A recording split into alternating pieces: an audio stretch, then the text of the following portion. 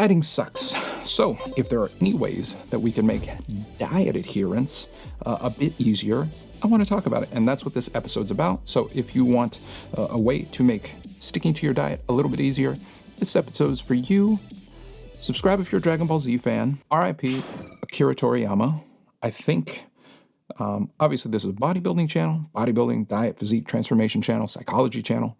But I think also acknowledging that when we have lost greatness in some way is also warranted just because, Akira Toriyama, just Dragon Ball Z and several other of his works have greatly impacted me. And if I'd be lying if I said that, part of the reason I enjoy building muscle isn't because of, Kaioken and other things that he created in Dragon Ball Z. So rest in peace, and his work will absolutely be remembered.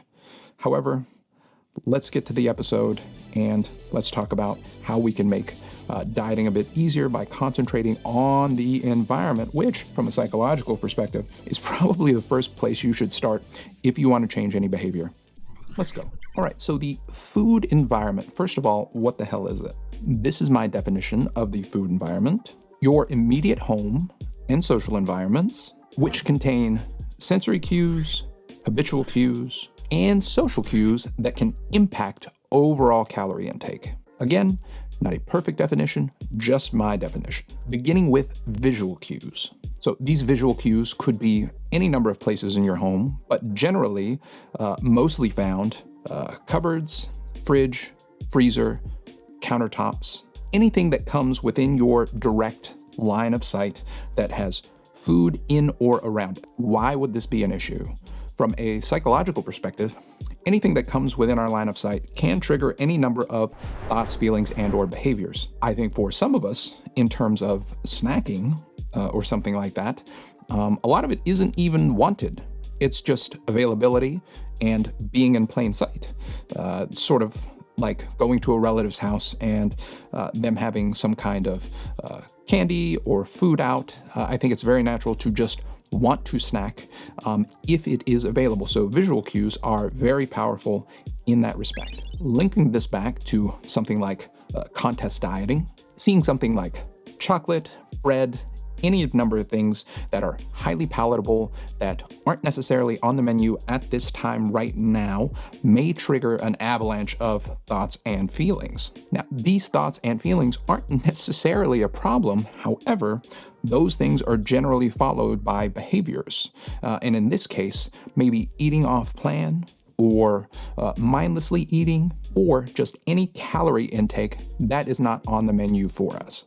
Our food environment can trigger, again, any number of things, but what can we do about it? Number one, I think we all do this naturally, but if you are new to bodybuilding, then meal prepping or having anchor meals prepared is one of the best ways to combat sort of environmental cues that will cause us to eat off plan or eat over in calories. Having a structure to your meals, having specific times that you eat, habituating to a structure will help keep you from eating off plan. Other things that you could do include reorganizing your kitchen. For the refrigerator, anything that is at about eyesight level and is going to give you trouble or has given you trouble in the past, shifting it to different shelves, shifting it to the back of the refrigerator can really help reduce the cue or the effect of that cue on your desire to partake in whatever that is. Could be alcohol, could be chocolate, could be bread. Just shifting it out of line of sight, making it more inconvenient, increasing the friction between you and that object will help reduce sort of going off diet in that respect. Now, if these foods are a real issue, you can do what I like to do, and I like to shift them to an entirely different room in my house. So for us, we have freezers that are downstairs that are separate from our upstairs freezers. So I may put various foods downstairs that I just don't want to see. So if it's something like ice cream, which I do enjoy from time to time, or anything sweet that it wouldn't be destroyed by putting in a freezer, I shift it to downstairs, and that does a number of things. One, it gets it out of my line of sight, and two, even if I think about it, it almost makes it so inconvenient that I don't think to go downstairs and get it. So that is something you can try if particular foods are really giving you trouble, not only shifting them to out of sight, but entirely removing them and putting them in a different area of your house. Another step deeper of sort of controlling your food environment. And again, when I say controlling your food environment, this isn't something that is going to be done forever, but if you are deep into a deficit and you want to have as low a cognitive burden as possible, which is something I think I tend to harp on, is sort of just reducing that cognitive load, and you don't even want to think about it. Another sort of well, not extreme thing, but another thing you could do is only purchase things that you are going to be eating that are on diet.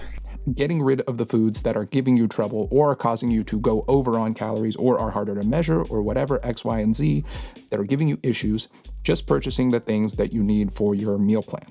Another thing that we can do is have alternative behaviors pre-planned out. And this is one of my favorite ways to sort of tackle taking in more calories or feeling triggered by particular foods. And triggered, I think that word is kind of overused, but feeling compelled to eat something that isn't on plan, just having an alternative behavior. So for me, some of the alternative behaviors that I like include, I like going for a walk, because more often than not, if you're not increasing your steps, you have cardio or something like that. So just going for a walk can help you reach that step count goal. So that is an alternative behavior. Whenever I have the urge to eat off plan, just go for a walk. Number two, read a book.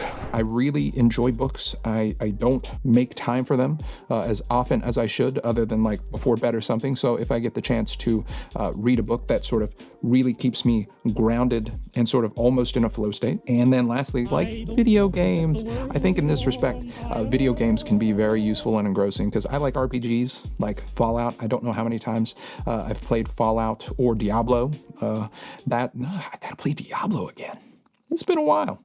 But anything that really just sort of gets your attention and pulls you in is a great sort of alternative behavior that you can have prepackaged if you just sort of implement that beforehand and know that that's something you are going to do whenever you feel compelled to eat off plan.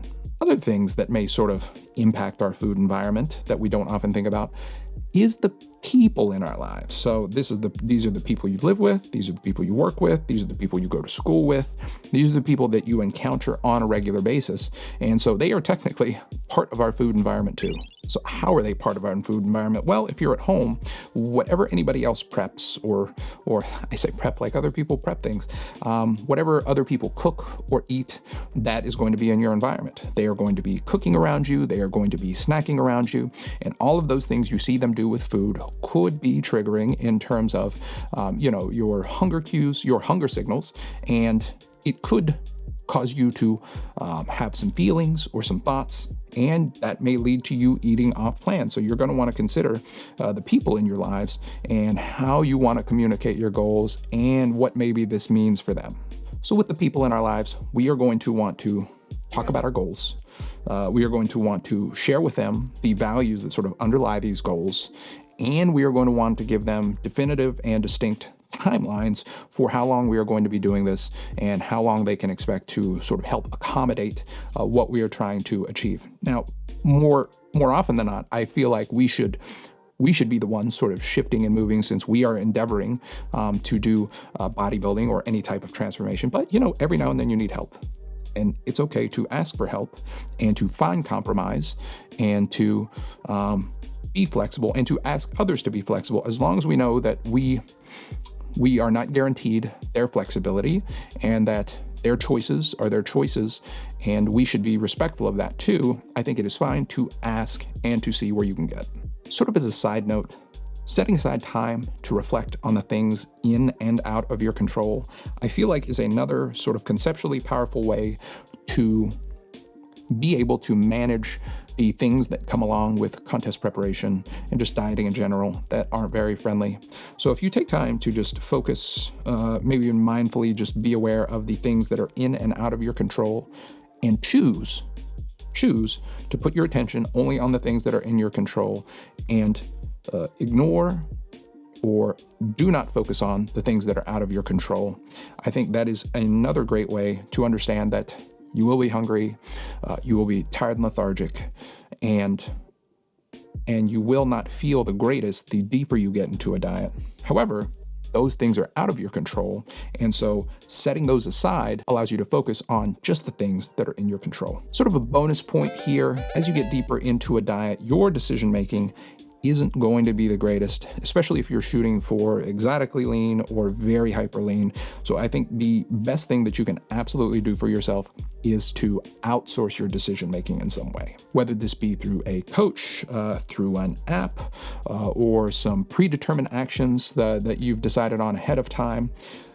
Reducing the amount of decisions you have to make as you go along through contest prep, I think greatly reduces the chances that you are going to eat off plan, and it will reduce the chances that the environment will impact you as much as it could. And if all that environmental change and outsourcing of decision making doesn't help, honestly, just having a little bit of self-compassion. We're all humans here, and I don't think that we would talk to our friends as cruelly as we would talk to ourselves or talk down to ourselves. A sort of minor skill that you could do is to imagine your friend was telling you all the things that you're telling yourself right now. How would you react to that?